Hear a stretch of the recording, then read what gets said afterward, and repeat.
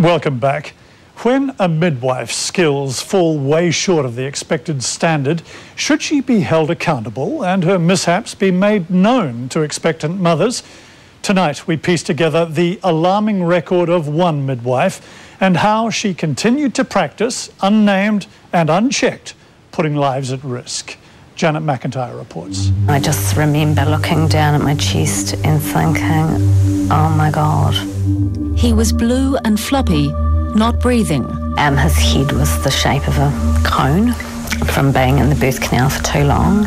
Susie Paisley's midwife failed to properly monitor her unborn son. The doctors came out looking really frantic and worried and said, look, this is not good. He's got severe brain damage and we're not sure if he'll live or die. The same midwife, a similar emergency for the birth of Caroline Barron's son. My midwife just thought she knew best, and in this case she didn't, and if she had listened to me, this wouldn't have happened. The midwife they're talking about has until now been protected from public scrutiny, her name suppressed. There's been no official way of knowing about her standard of care or the quality of her outcomes. Sunday went to court to fight to have name suppression lifted, believing New Zealanders have a right to know the midwife's identity and her history. Her name is Paulette Whitford. She has 20 years' experience, recently practicing in a group known as Auckland Home Birth Midwives, encouraging women to be free, take charge of their births, resist medical intervention. But at what cost? She told me that a lot of unnecessary intervention went on in hospitals. There was a time limit put on their labour, and if the baby wasn't delivered in a certain amount of time, they were going to be cut open, and she believed that everything should happen naturally. Caroline, referred to the midwife by a friend, was cautiously receptive. I made it quite clear that though if things weren't proceeding, that I wanted to be transferred to the hospital and have a delivery there. In May 2003 at Auckland's private facility Birth Care, Caroline planned to deliver her baby in water under the care of Paulette Whitford. But after 4 hours in the pool, 28 hours into her labour, Caroline changed her mind. I just started to feel like there was something wrong, and it was at about 4 or 5 in the morning. I asked to be transferred. I said, I'd like to go to hospital now. And she said, no, you can't go. And that's when it really hit me. I knew then I'd got myself into trouble. Caroline says she asked another 4 times to go to hospital over the next 4 hours, a claim later disputed by the midwife. The baby's head had become stuck. I was so terrified, but she kept saying the baby was going to come any minute.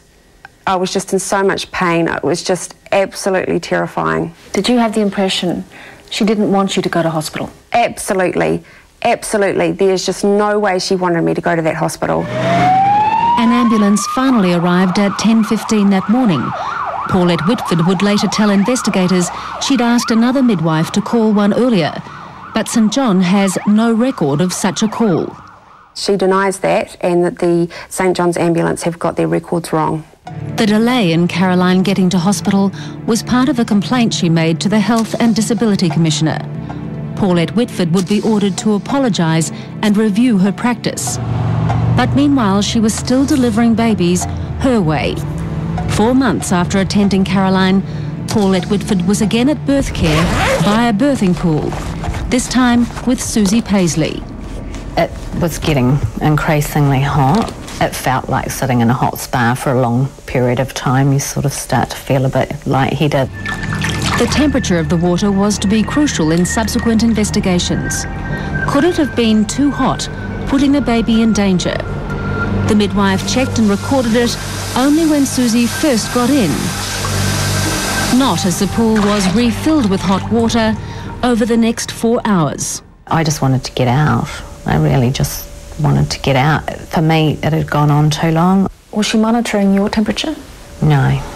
She never once took my temperature or the temperature of the birthing pool after the initial reading. Temperature, pulse, blood pressure. All the basic checks Susie should have expected were omitted by her midwife. Not even the baby's heartbeat was properly monitored. 40 hours into her labour and discovering she was just 6 centimetres dilated, Susie felt she couldn't go on. I need to go to hospital. I want to go to hospital. This isn't right. Things aren't going right. I'm scared. Ring an ambulance. But it was too late. After Susie's waters were broken by the midwife, Khan was delivered at birth care, almost lifeless. I think I was just in shock, yeah. I just didn't know what was going on. I just knew that the baby was dead, but they were over there reviving it. Were you hoping he would die? Yeah. I just feel and felt at the time that if the quality's not there, if it's going to be a life of hardship and suffering and seizures, then I don't want that for my child, no. So you got to take your little boy home eventually? Eventually we were discharged. They said, there you go, have a nice life. And yeah, that's really when the fun began. Okay. Khan Paisley has the most severe type of disability resulting from brain injury around the time of birth. It's unexplained. Expected to survive just 2 weeks, he's now 2.5 years old. His brain scan shows that there is continuous seizure activity and not a lot else, just seizures. Has he made any progress at all? I think he's gone backwards, actually, since he was born. It's really funny. Khan can't see or speak, can't sit or crawl. Susie feeds him through his stomach. Yeah, go. It's an extremely rare outcome. Susie had a normal pregnancy with no indications Khan was at risk. But something abnormal happened during labour. Could there have been signs of distress that weren't picked up? Yes, there could have been. Dr. David Knight, who investigated the case, says the midwife's failure to properly monitor the baby, the mother and the water means it will never be known for sure what went wrong. Probably the water that Susie was in was too hot. The temperature of the water wasn't checked, and Susie's temperature wasn't checked until after delivery. Do you think Susie's own temperature could have contributed? The fact that Khan had a temperature very soon after birth meant that Susie almost certainly had a temperature herself during labour. Is it possible Khan could have been born a healthy boy? It's possible, but we don't know because the monitoring during labour wasn't adequate. So we don't know what adequate monitoring would have shown. But who was monitoring Paulette Whitford? While complaints by Susie and Carolyn were being investigated by the Health and Disability Commissioner, she carried on midwifery in her usual style, and that resulted in another 3 cases put before the Commissioner by doctors. 2 involved babies who died. Paulette Whitford may have had successful births, but there's been a catalogue of failures and complaints. February 1997. High-risk delivery in birthing pool. Midwife has inadequate resuscitation gear. Baby survives. May 2003. Baby and mother inadequately monitored. Delayed transfer to hospital puts baby at risk. September 2003. Baby severely brain damaged, the result of asphyxia. January 2005. Baby dies, 29 hours old, the result of asphyxia. April 2005. Mother suffers grand mal seizure after raised blood pressure is untreated. July 2005. Baby dies after a severely compromised home birth lasting 57 hours. July 2005. Pregnant woman untreated for raised blood pressure. While Paulette Whitford might not have caused all these outcomes, she breached the standard of care required by a midwife. I think there is a common theme which one can see by about the 3rd case, and that is failing to take baseline observations, failing to monitor the fetal heart rate, a sense of someone who's a fairly lax practitioner. Doesn't it beg the question, why? How is she allowed to practice when this is her standard of care? Well, I think it's important that whatever area, and here we're talking about healthcare, that you have a system that balances fairness but also protects the public.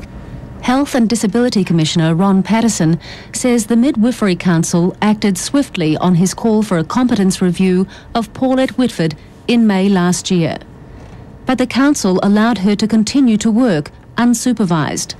In the 3 months it took to complete the review, she was involved in a complicated birth where a baby died.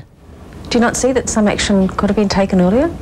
You can't immediately look to deregister somebody or take other action simply when a complaint is made. One needs to assess the complaint, and as happened here, within a couple of months, notify the registration authorities that we've had this complaint, these are the concerns that have been raised. We wanted to ask the Midwifery Council, which is responsible for ensuring fitness to practice, why did it allow Paulette Whitford to keep working in May when it was aware of multiple serious complaints about her? Why wasn't she at least being supervised in July when a baby in her care died? That was a little boy who'd endured 57 hours of labour, part of it in a birthing pool. He died 3 days later. The council declined to be interviewed, citing privacy and legal constraints. Paulette Whitford was suspended in September, not struck off. An independent panel of investigators found her level of competence was, quote, so far below the standard to be reasonably expected of a midwife that public safety is unable to be assured. Yet, she may practice in the future. The Midwifery Council has ordered she undertake a comprehensive retraining program. Do you think she should be given the chance to retrain? No. Another wonder. Remember Caroline Barron, who says she asked 5 times to be sent to hospital. She finally got to National Women's, where a medical team took over, and she gave birth to a healthy boy, Dylan Jacob. I know I've been very lucky because Dylan was definitely showing signs of distress, and my midwife knew that. She knew that he was in distress. You draw the wheels. And I mean, I hate to think what would have happened if I had stayed there. It would have been a disaster. Smile, duckies. Caroline was one of the first to complain about Paulette Whitford 3 years ago, Little pieces. never thinking another 5 complaints would follow. Some right over there to those. I'd hoped that it would make her think the next time she got herself into the same position, but it didn't. There was just she's just so self-righteous. She just thinks she just does absolutely nothing wrong. And now that what's happened to Khan... And not just to Khan, who wasn't expected to survive. As far as I know, there have been 2 more deaths since Khan's birth. That's dangerous. She's out there. Susie has had to accept the baby she once hoped would quickly die may live to be 40. She will remain his primary caregiver. I totally love him. I came to love him really early on, actually, despite my initial... yeah, for sure. Yeah, he's a great little kid. He's beautiful. It would be a massive hole in my life if he wasn't here. On the other hand, I don't want him to keep living and keep suffering and have no more quality than he has now. Susie is pleased to have been able to tell her story, to warn mothers to make careful choices. Until now, her name, along with Paulette Whitford's, has been suppressed. That's the system. I mean, one of the lessons from this case is just how important it is that people who are in the know, what about the midwifery colleagues who are working with this woman? Equally, the obstetricians who, in these cases, were picking up the pieces. They are there as a watchdog also. And it's not a question of dob a doc or dob a midwife, but it is a question of protect a patient. The best outcome of all of this would be that she no longer practices ever again. She's dangerous. She shouldn't be practicing, and I would be reassured to know that she was never going to do it to anybody else. Good night. See you soon. In a statement, Paulette Whitford told us most of the mothers in her competence review supported her. She says she will no longer practice as a midwife because she believes that politically it's no longer safe for midwives like her. Coming up, the true tale of you and your mattress.